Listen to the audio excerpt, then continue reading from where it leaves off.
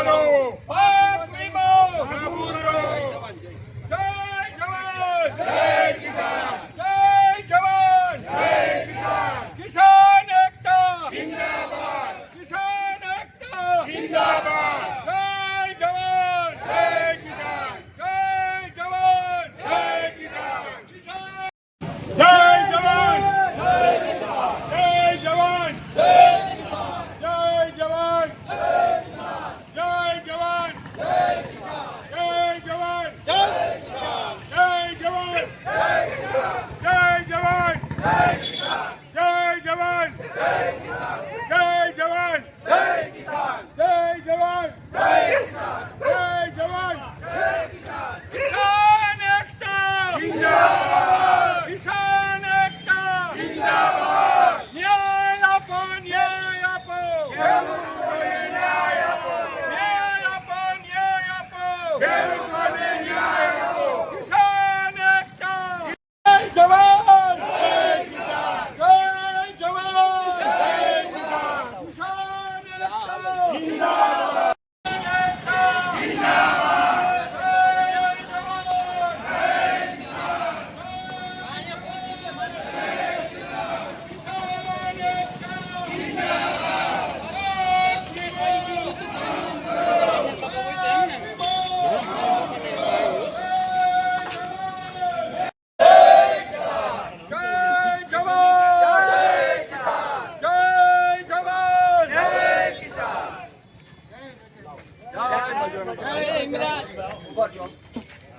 બોલો બજરંગ બલીની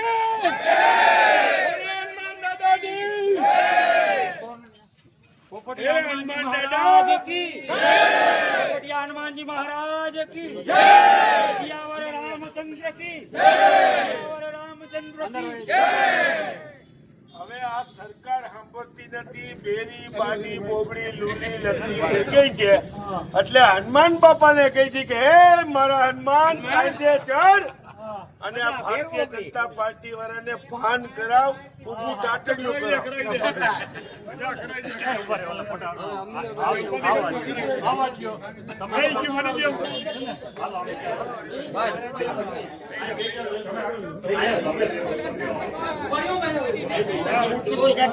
અંદર અંદર જાવ મીડિયા વાળાને બધાને આગળ આવવા દેજો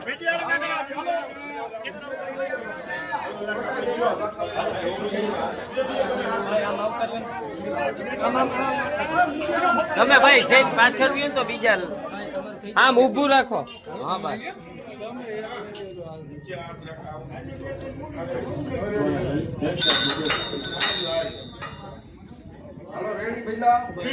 ઉભા રહેજો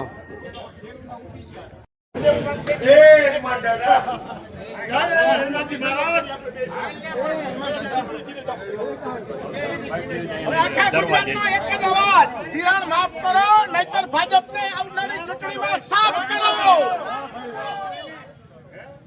હલો લખાભાઈ રામ રામ સમગ્ર ગુજરાતની અંદર માવઠાના મારને કારણે ખેડૂતોને તૈયાર મગફળી પાથરાઓ ખેતરમાંથી તણાણા છે, પાથરાઓ મગફળી પલરી ગઈ છે, સોયાબીન બગડી ગયું છે, કપાસ ઊભા પાકમાં ઉગી ગયા છે. ત્યારે આખા ગુજરાતનો ખેડૂત આ ગુજરાતની સરકાર પાસે માગણી કરી રહ્યો છે કે ખેડૂતોનું પાક ધિરાણ સંપૂર્ણ માફ કરો.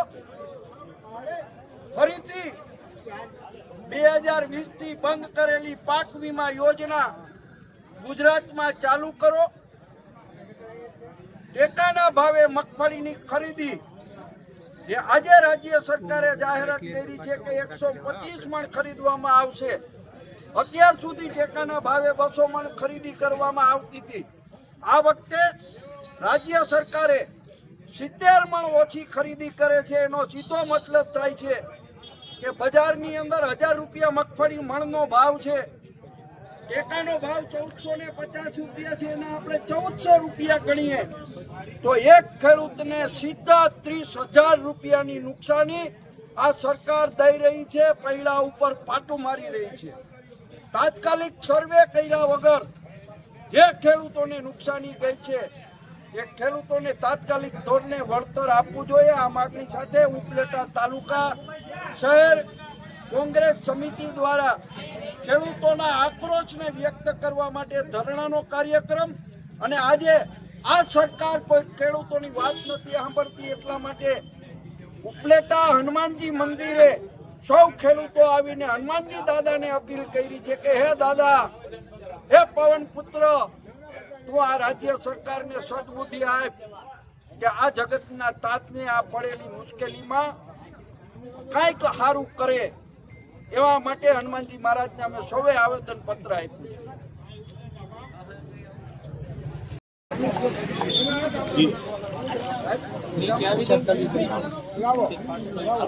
તમારે કઈ પૂછ્યું છે? હું ચાલુ કરી દઉં. તમારી રીતે પૂછશે.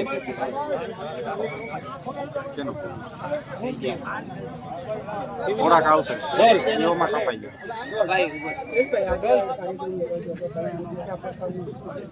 જો આપ સૌ જાણો છો અને તમામ મીડિયા કેટલા સમયથી ઉજાગર કરી રહી છે જે રીતે ખેડૂતોના પાથરા તરે છે.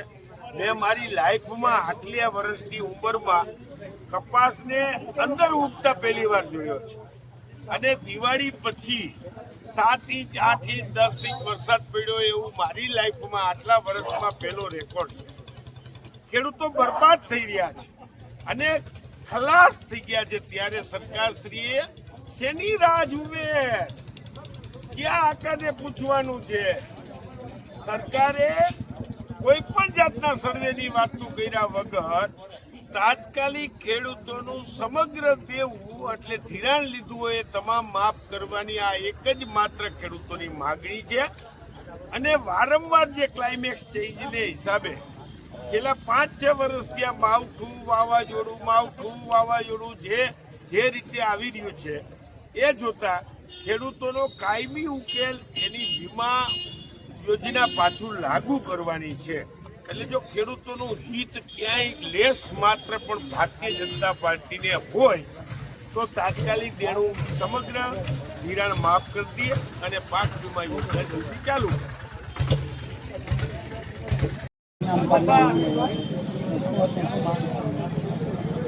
આખા ગુજરાતના ખેડૂતો માવઠાના કારણે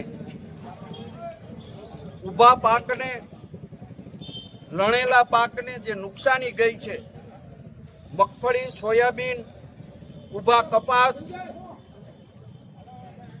વારંવાર મુશ્કેલીમાં હોય ત્યારે રાજ્ય સરકાર દ્વારા ખેડૂતોના પાક ધિરાણ સંપૂર્ણ માફ કરો, પાક વીમા યોજના ફરીથી ગુજરાતની અંદર શરૂ કરો, ટેકાના ભાવે આજે રાજ્ય સરકારે 125 મણ ખરીદવાની જાહેરાત કરી છે. અત્યાર સુધી રાજ્ય સરકાર ખેડૂતોની 200 મણ મગફળી ખરીદતી હતી. ટેકાના ભાવ અને બજાર ભાવની વચ્ચે 450 રૂપિયાનો ડિફરન્સ છે. એ જોતા ખેડૂતોને આ 75 મણ મગફળી ઓછી ખરીદશે. ખેડૂતોને સીધું 30,000 રૂપિયાનું નુકસાન જઈ રહ્યું છે. પાક જે નષ્ટ થયો છે એનું સર્વે કર્યા વગર તાત્કાલિક ધોરણે દરેક ગુજરાતના ખેડૂતોને પાક નુકસાની માટેનું વળતર ચૂકવવાની માગણી સાથે આજે ઉપવાસ પ્રતિક ધરણાનો કાર્યક્રમ રાખવામાં આવેલો હતો. રાજ્ય સરકાર અનેક આવેદનો દીધા પછી પણ ખેડૂતોની વાત ધ્યાને નથી લેતી. એટલે આજે ઠાકીને અમે સૌ ખેડૂતોએ ઉપલેટા પોપટિયા હનુમાનજી મહારાજના ચરણોમાં આવેદન પત્ર આપી અને રજૂઆત કરી છે કે હે મહાદેવ, હે પવન પુત્ર, આ સરકારને તમે સદબુદ્ધિ આપો. આ જગતનો તાજ ખેડૂત હેરાન પરેશાન થઈ રહ્યો છે ત્યારે એની વાહરે આવો અને ખેડૂતોને આ સરકાર મદદ કરે એવી એને સદબુદ્ધિ આપો એવી પ્રાર્થના કરી અને આવેદન પત્ર આપ્યું.